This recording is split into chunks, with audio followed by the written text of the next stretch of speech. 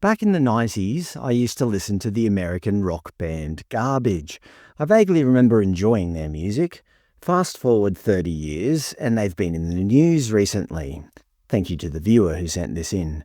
Actually, Scottish lead singer Shirley Manson has been in the news for using some pretty questionable language at a recent concert, Good Things 2025 in Melbourne.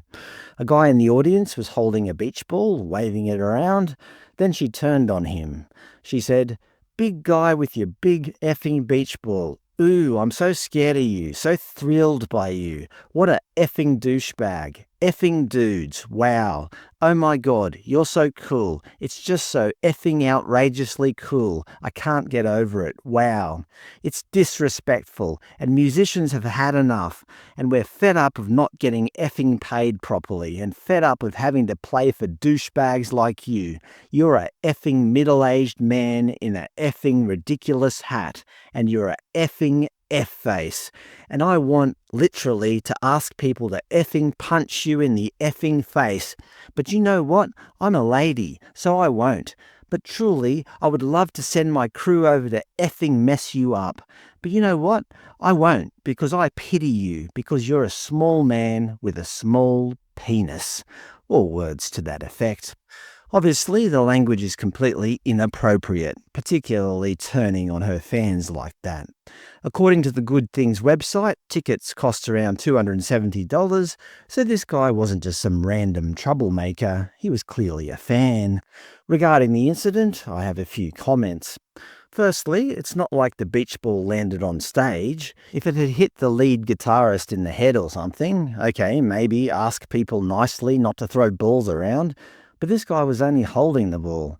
Secondly, she called him middle-aged as some sort of insult, but she has to realise that a lot of her fans would be middle-aged by now.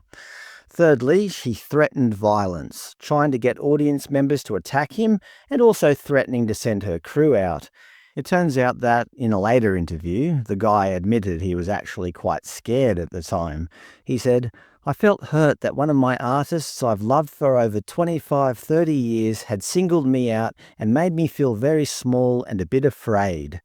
Fourthly, she attacked him personally by commenting on the size of his genitalia. Look, we all have bad days. We sometimes say something stupid. But quite frankly, the language she used was absolutely disgusting. It's interesting that the likes of the ABC never picked up on this news. Imagine if the gender roles were reversed. Imagine if a male lead singer called out a female audience member and said, "Little lady with your effin' beach ball. Ooh, I'm so intimidated. You're a effin' middle-aged woman in a effin' desperate outfit, and you're a effin' F-face. I want literally to ask people to effin' drag you by the hair out of here. But you know what? I won't, because I pity you. You're just a sad girl with small breasts." What a horrible thing to say, and that should be rightfully condemned. I'd imagine in this case, the ABC would be all over it.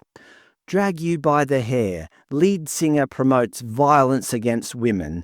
In another example of public misogyny, lead singer Brock Savage of the band The Macho Axiom has exposed the toxic culture still pervasive in the music industry, sparking widespread condemnation for his violent and gendered attack. Tell me that's not exactly how they'd report it. But yet, here we are with gender roles reversed. Crickets. The ABC won't even touch it. Hypocrites.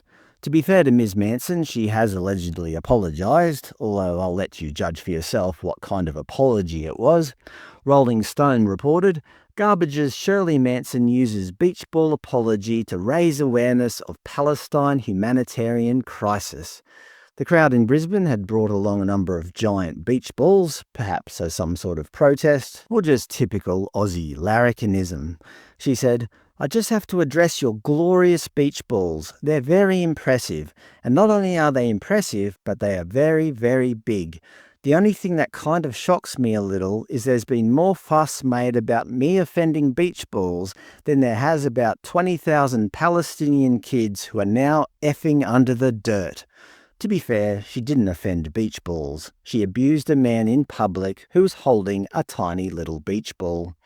She continued, Maybe a beach ball brings you joy, and for that I apologise. If I upset you about your blessed beach balls, I humbly apologise. However, I would really like it if the governments of the day apologised for what the F is happening in Palestine. So obviously, on one hand, she doesn't like violence against the Palestinian people, but on the other hand, she's happy to publicly call for violence against one of her lifelong fans who doesn't happen to be female. Hypocrite.